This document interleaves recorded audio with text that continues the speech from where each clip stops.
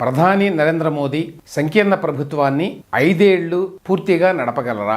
ఈ మధ్యకాలంలో చాలా మంది ఈ ప్రశ్న వేస్తున్నారు. ఎందుకంటే నరేంద్ర మోడీ గత 23 సంవత్సరాలుగా ఏకఛత్రాధిపత్యంగా వన్ మ్యాన్ షోగా ప్రభుత్వాలను నడిపాడు. గుజరాత్లో ఆయన 2001లో ముఖ్యమంత్రిగా అధికారాన్ని చేపట్టాడు. అప్పటి నుంచి 2014 వరకు 3 టర్మ్స్ ఉన్నాడు. ఈ 3 టర్మ్స్లో కూడా అబ్సల్యూట్ మెజారిటీతో గుజరాత్లో ప్రభుత్వాన్ని నడిపాడు. మళ్ళీ 2014 నుంచి 2024 వరకు 10 ఏళ్ల పాటు పూర్తి మెజారిటీతో బీజేపీ ప్రభుత్వాన్ని నడిపాడు. 2014 నుంచి 24 వరకు కూడా ఎన్డీఏ ప్రభుత్వం అని పేరుకు చెప్పారు, కానీ వాస్తవానికి అది బీజేపీ ప్రభుత్వం.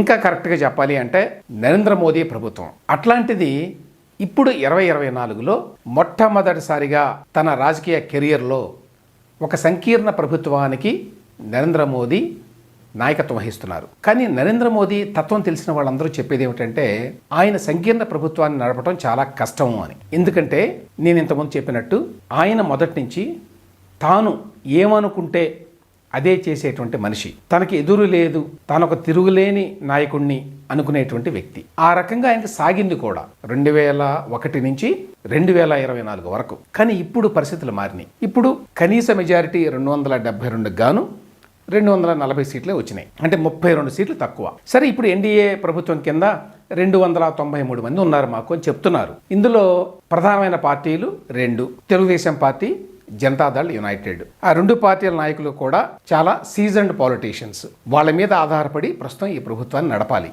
పేరుకు 293 మంది ఉన్నప్పటికీ కూడా ఈ 28 మంది ఎంపీలే ఈ 2 పార్టీల కింద ఉన్నవాళ్లే చాలా ముఖ్యం. ఎందుకంటే మిగతా వాళ్ళంతా కూడా 7, 5 ఒకళ్ళిద్దరు ఉన్నారు, శివసేన, అలాగే రామ్ విలాస్ పాస్వాన్ పార్టీ. ఇక మిగతావన్నీ కూడా 2 లేక 1 ఎక్కువ పార్టీలకి ఒక్కరే ఎంపీ ఉన్నారు. వారందరూ ప్రస్తుతానికి మద్దతు పలుకుతున్నారు. కానీ ప్రధానమైన టీడీపీ, జేడీయూ మద్దతు లేకుండా ప్రభుత్వం నడవదు. సో ఈ నేపథ్యంలో అందరినీ కలుపుకొని పోగల తత్వం నరేంద్ర మోదీ గారికి ఉన్నదా? ఇంతకాలం పాటు నేను ఏదనుకుంటే అది అనేటువంటి వ్యవహార శైలిని కనబరిచినటువంటి మోదీ గారు ఇప్పుడు సంప్రదింపుల శైలిని, అంటే కన్సెన్సస్ మోడల్ని ఆయన ఇప్పుడు చేపట్టగలడా? ఇంతకాలం లేని అలవాటుని తెచ్చుకోగలడా? అందులోనూ ఆయన తత్వం తెలిసిన వాళ్ళకి ఇది చాలా కష్టం అని అనిపిస్తుంది. ఇదే మాట చాలామంది చెప్పారు ఇప్పటికే.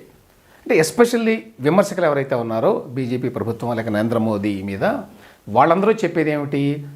ఈయన పూర్తిగా 5 ఏళ్ల పాటు ఈ సంకీర్ణ ప్రభుత్వాన్ని నడపలేడు అని. ఎందుకంటే ఈయన ఏకపక్షంగా పోవడానికి అలవాటు పడ్డవాడు. ఈయన ప్రధానికి వేరే పార్టీలతో సంప్రదించి వేరే పార్టీల నాయకుల అభిప్రాయాలు తీసుకొని నిర్ణయాలు తీసుకోవాలంటే చాలా కష్టం అది. అందువల్ల 5 ఏళ్ళు పూర్తి కాకుండానే మోదీ గారి సంకీర్ణ ప్రభుత్వం పడిపోవచ్చు, లేకపోతే ఆయన ప్రధానిగా వైదొలగొచ్చు, బీజేపీ తరఫున మరొకరు ప్రధానిగా రావచ్చు. ఇక్కడ ఉన్న కొన్ని ఛాలెంజెస్ గురించి మాట్లాడుకుందాం. మెయిన్ ఛాలెంజెస్ ఏంటంటే నరేంద్ర మోదీ గారికి సంకీర్ణ ప్రభుత్వంలో uniform civil code for example, దానికి ఈ మిత్రపక్షాలు ఒప్పుకుంటాయా? అలయన్స్ పార్ట్నర్స్ ఒప్పుకుంటారా? ఎందుకంటే వాళ్ళకు ఉండే ఛాలెంజెస్ వాళ్ళకు ఉంటాయి వాళ్ళ రాష్ట్రాల్లో. అక్కడ నితీష్కి కావచ్చు, ఇక్కడ చంద్రబాబు నాయుడు కావచ్చు. ఆల్రెడీ నారా లోకేష్ ఈ మధ్య ఢిల్లీ టీవీ ఛానళ్ళకి ఇచ్చిన ఇంటర్వ్యూల్లో ముస్లిం రిజర్వేషన్లు ఉంటాయి మా రాష్ట్రంలో అని స్పష్టంగా చెప్పాడు. అంటే ఏమిటి? మా రాజకీయ ప్రయోజనాలకు సంబంధించిన అంశాల్లో మేము ఎటువంటి కాంప్రమైజు కాము అని చెప్తున్నారు.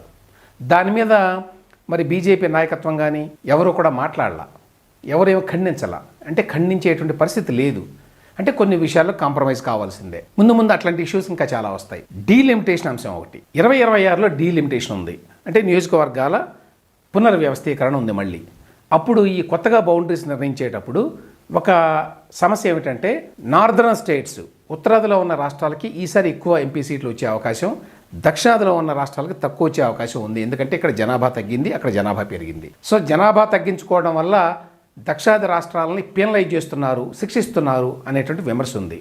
దీనికి మేము ఒప్పుకోం అని ఆల్రెడీ మన దక్షిణాది రాష్ట్రాలు చాలా మాట్లాడుతున్నాయి. ఈ నేపథ్యంలో ఈ డీలిమిటేషన్ అనేటువంటి కార్యక్రమం కేంద్ర ప్రభుత్వం ఆధ్వర్యంలో జరగాలి. అది ఎలా జరుగుతుంది, దానికి మిత్రపక్షాలు ఎట్లా రియాక్ట్ అవుతాయి అనేది ఒక సమస్య. ఇది కాకుండా మరొక అంశం ఏంటంటే జమిలీ ఎన్నికలు. అది కూడా బీజేపీ ఎజెండాలో ఉంది. జమిలీ ఎన్నికలు అంటే పార్లమెంట్ ఎన్నికలు, అసెంబ్లీ ఎన్నికలు కలిపి పెట్టాలి. దేశంలో 5 ఏళ్లకు ఒకసారి ఎన్నికలు ఒక్కసారే ఉండాలి. మధ్య మధ్యలో మళ్ళీ రాష్ట్రాల కోసం ఎన్నికలు ఉండకూడదు. అది బేసిక్ ఐడియా. అయితే అందులో కూడా కొన్ని సమస్యలు ఉంటాయి. మరి అందరినీ ఒప్పించి చేయాలి ఆ నిర్ణయాన్ని. అదేగా సొంతంగా మెజారిటీ ఉండుంటే 2/3 మెజారిటీ ఉండుంటే చాలా ఈజీగా చేసేది బీజేపీ ప్రభుత్వం, నరేంద్ర మోదీ గారు. సో మోదీ గారికి ఇప్పుడు ఆ అవకాశం లేదు. ప్రతి అంశంలో కూడా మిత్రపక్షాలను సంప్రదించాలి, చేయగలడా?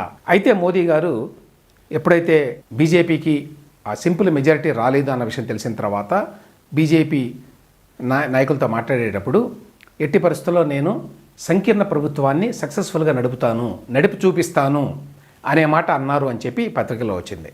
అంటే ఏదో విధంగా సంకీర్ణ ప్రభుత్వాన్ని కూడా బాగా నడిపి నేను మిగతా పార్టీలతో కలిసి పని చేయగలను అనేటువంటి ఒక మెసేజ్ని ఇవ్వదలుచుకున్నాడు నరేంద్ర మోదీ గారు స్పష్టమవుతోంది. అయితే ఆయన ఆశయం బాగానే ఉంది, కానీ ఆయన తత్వానికి ఇది సరిపోతుందా అనేది చాలామంది వేసే ప్రశ్న. ఎంతవరకు ఆయన కాంప్రమైజ్ అవ్వడానికి సిద్ధపడతాడు అనేటువంటి ప్రశ్న ఇంకా మిగిలే ఉంది. మరికొద్ది రోజులైతే కానీ ఎంతవరకు నరేంద్ర మోదీ గారు ఏకపక్షంగా ఉంటాడు, వన్ మ్యాన్ షోగా ఉంటాడు అని, దాన్ని మార్చుకుంటాడు అనేది చూడాలి.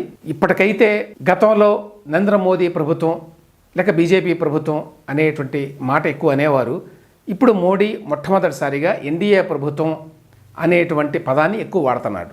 అది ఫస్ట్ చేంజ్ అనుకోండి.